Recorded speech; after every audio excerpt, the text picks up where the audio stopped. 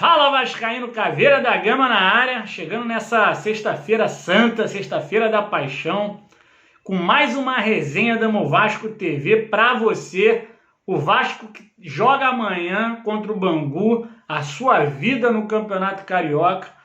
E galera, tem muita coisa para falar, esse clube eu sempre falo isso, com o Vasco da Gama, meu amigo, a gente sempre tem notícia para dar. Só para você ter um gostinho do que a gente vai falar hoje aqui, galera. Tem a situação dos jogadores que voltam de férias na segunda-feira, galera. Aqueles caras que estavam afastados, o Vasco deu mais férias, prolongou as férias deles e na segunda-feira acaba o prazo. Voltam pro grupo, se estende as férias, o que faz com essa galera? Será que a gente consegue entregar esses caras para alguém? Lembrando que, galera, nesse grupo tem o zagueiro Wesley. Vocês já repararam uma coisa? O cabelo do Caveira, mano. Que isso, meu irmão? Já tá grande, daqui a pouco tá aqui no ombro e o Wesley não vai embora, meu irmão. Eu que falei que ia raspar a cabeça zero se o Wesley fosse embora. Dei uma segurada na tesoura, mas não tem jeito não. Tô achando que o Wesley vai até o final do contrato. A gente vai falar disso aqui no programa de hoje. Tem a situação do Léo Jabá e do Morato, galera. Será que vão para o jogo contra o Bangu? Inclusive, um deles já meteu um golaço no treino e tá animando a torcida, hein, galera?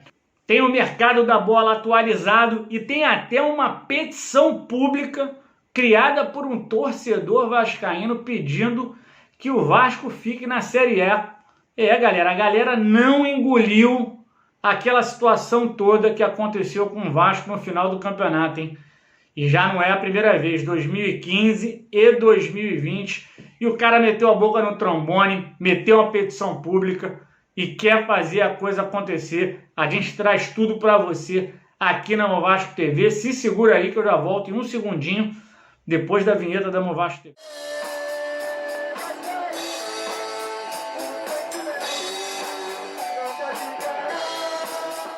Galera, começar o programa aqui com duas lembranças muito legais, né? Hoje, aniversário de dois super craques, cara. Dois gênios da bola, ao qual eu tive oportunidade, né, e sorte de ver os dois com a camisa do Vasco. São eles Edmundo e o Denner, o falecido Denner, que infelizmente nos deixou com muita coisa ainda poderia trazer com a camisa do Vasco e da seleção brasileira, né, cara? Denner era um jogador que a gente esteve por pouco tempo aqui em São Januário, mas, cara, mostrava que era um cara diferenciado mesmo. E Edmundo, cara, pô, os dois fazendo 50 anos, galera. Edmundo é brincadeira, cara. Quem foi ao Maracanã em São Januário, qualquer estádio do Brasil, ou até na praia, que o Edmundo jogava na praia também pelo Vasco, no trem-bala, né? Vi um jogador diferente, um jogador que dava vida dentro de campo. E eu não vi Garrincha jogar, mas eu acho que o Edmundo me deu um pouquinho do gostinho do que era ver o Garrincha jogar. Por diversas vezes eu vi o Edmundo driblar em direção ao gol do Vasco, né? Fazer umas coisas que saíam do comum, né? Como chamar o zagueiro para sambar, né? Teve aquela reboladinha do Gonçalves, que eu estava lá também. Então, assim, uma época gloriosa do Vasco e, assim, uma época muito marcante para mim, que eu vivi isso muito intensamente, os anos 90, e o Edmundo foi um símbolo do Vasco da segunda metade dos anos 90, né, cara? Vida longa ao Edmundo, um animal, né, que sempre vestiu muito bem a camisa do Vasco da Gama. Parabéns pelos 50 anos. Fica aqui o abraço da Movasco TV. Galera, o Vasco joga com o Bangu no sábado. Vamos começar falando do jogo de sábado. Um jogo que é importantíssimo para o Vasco, para as pretensões do Vasco nesse Campeonato Carioca. Se o Vasco quiser ter alguma chance de ir para a semifinal, o Vasco precisa ganhar do Bangu, né? O Vasco não pode nem empatar com o Bangu. E o Marcelo Cabo tem algumas dúvidas para esse jogo, né? Uma vez que o Vasco joga no meio de semana contra a Tombense, um jogo eliminatório, né? Copa do Brasil, né? O Vasco não tem nem a vantagem do empate nesse jogo, tem que jogar para ganhar. E aí existe aquela situação onde a fisiologia entra junto, né, com a parte de comissão técnica, né, para identificar os jogadores que podem ou não ter algum problema muscular. Então, para esse jogo, por exemplo, né, Marquinhos, Gabriel e Hernando já estão ok, né? Esses caras podem voltar ao time do Vasco. Mas será que vão voltar mesmo, né?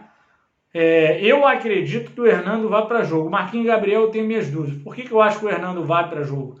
Pela necessidade em dar rodagem para zaga ideal do Vasco, né?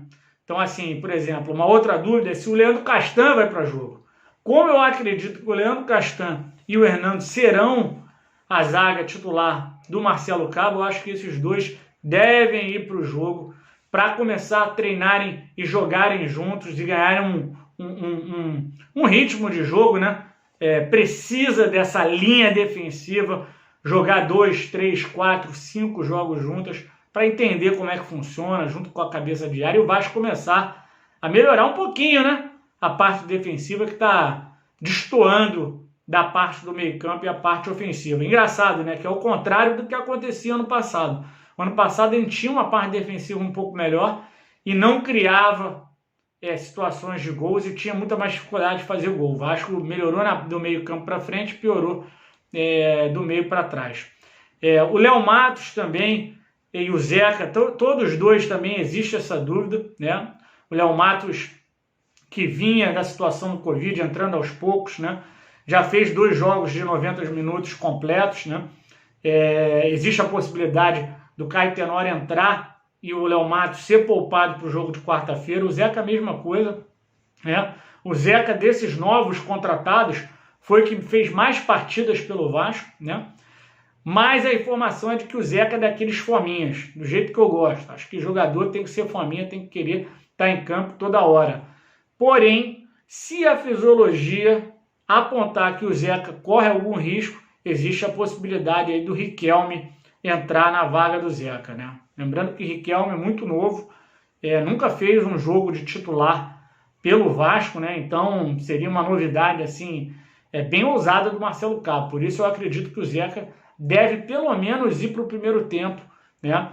Já que inclusive o MT, que era da posição ali, estava jogando como lateral esquerdo também, está com aquele problema ainda da lombalgia, né? Ainda não se recuperou e não vai poder estar ali à disposição do técnico Marcelo Cabo. Meio campo, aquela situação toda, né? Bruno Gomes, número 23, né? Mas fazendo ali a primeira volância. E ali ao lado dele, quem jogaria? Jogaria o Andrei? Jogaria o Matias Galarza? Sairia o Bruno Gomes e o Andrei faria a primeira volância?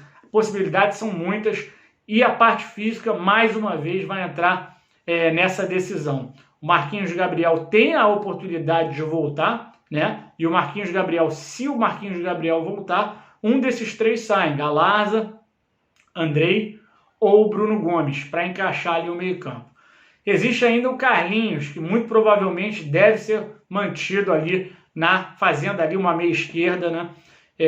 Ajudando ali o Germancano a criar situações de gol. Com o outro lado, com o Gabriel Peck, que na minha opinião é a grande surpresa e a grande revelação desse ano de 2021. A gente pode chamar o Gabriel Peck de revelação, o menino está começando agora e está começando muito bem, não só na parte ofensiva de criação de jogada, como na parte defensiva, esbanjando preparo físico.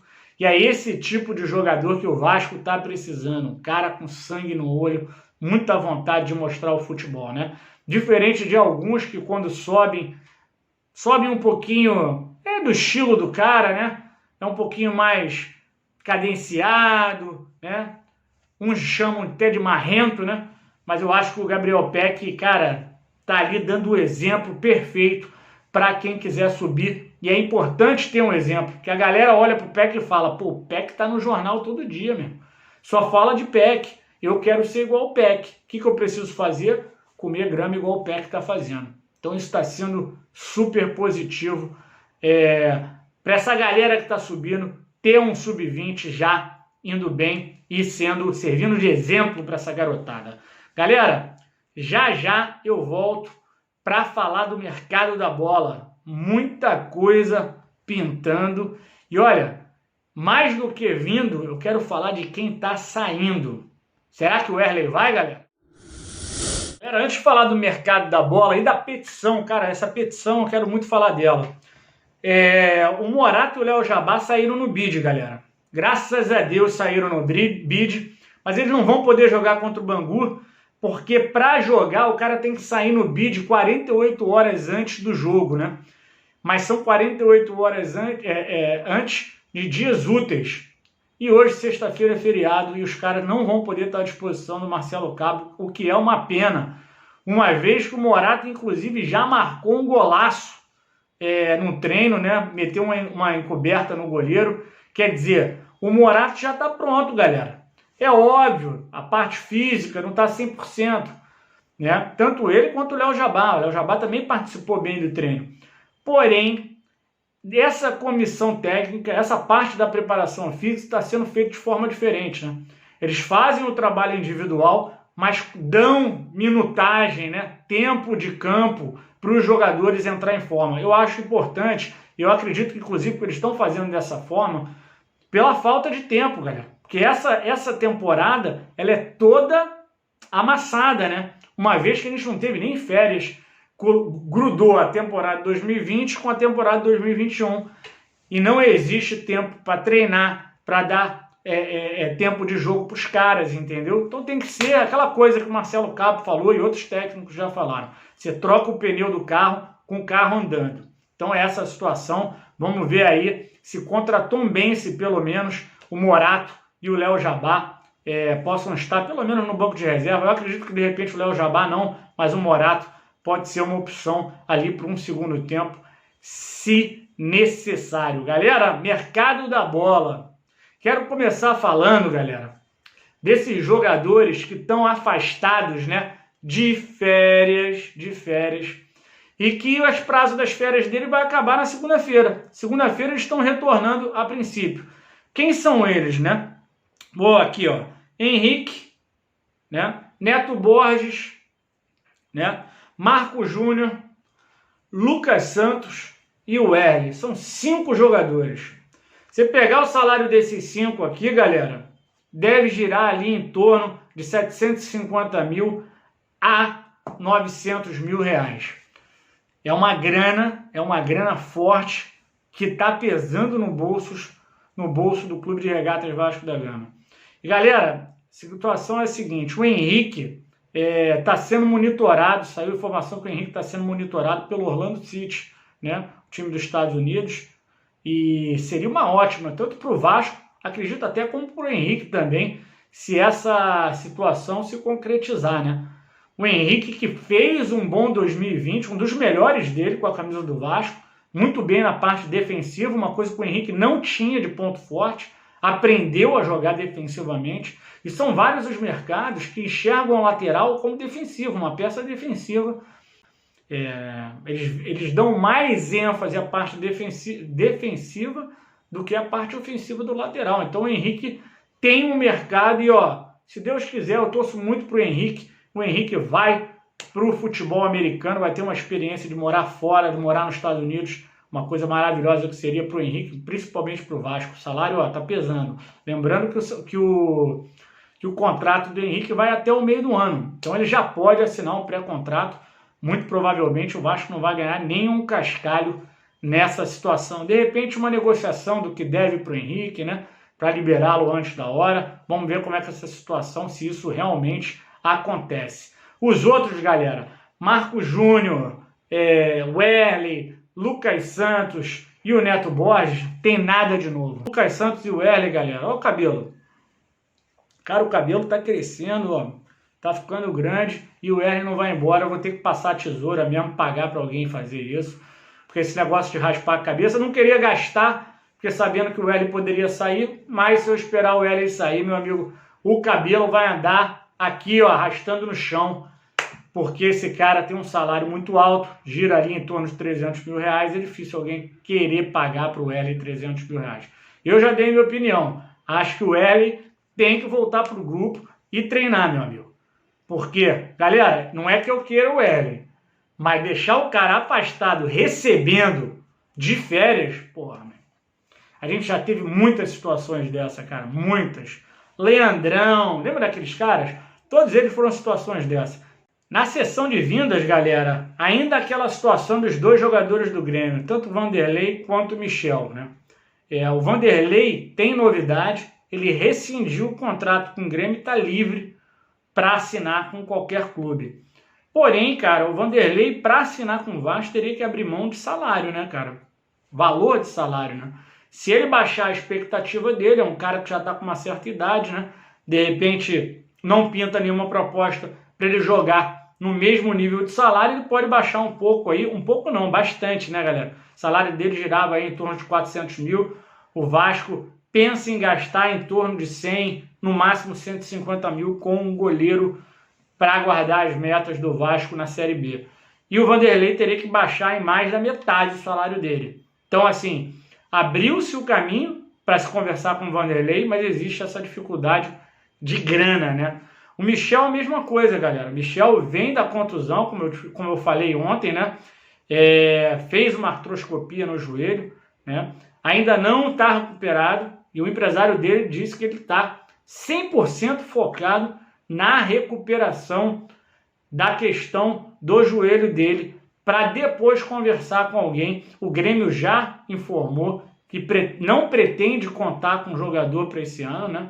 Pretende emprestá-lo para algum clube para recuperar, pode ser o Vasco, mas para isso o Grêmio vai ter que entrar junto, porque o Michel também, ó, galera, tem um custo muito alto. Galera, o Vasco vai ser só assim, cara. Vai ser só jogador querendo voltar, ou jogador que tá mal, que, pô, é aposta. Por quê? Grana, galera. Nem os jogadores de times médios que estão bem vão vir pro Vasco. O Vasco não tem grana para comprar. Geralmente esses caras, o time já quer, ó, dispensar o cara e ganhar uma grana. E o Vasco não tem grana para investir. Esse é o problema. Estava lá no Twitter o Alexandre Campelo, inclusive, galera, pedindo para a galera assinar a tal da petição que eu vou falar aqui agora.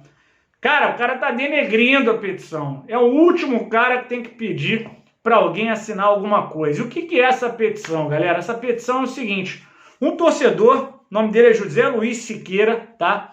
Ele é sócio do Vasco, morador da Bahia, né?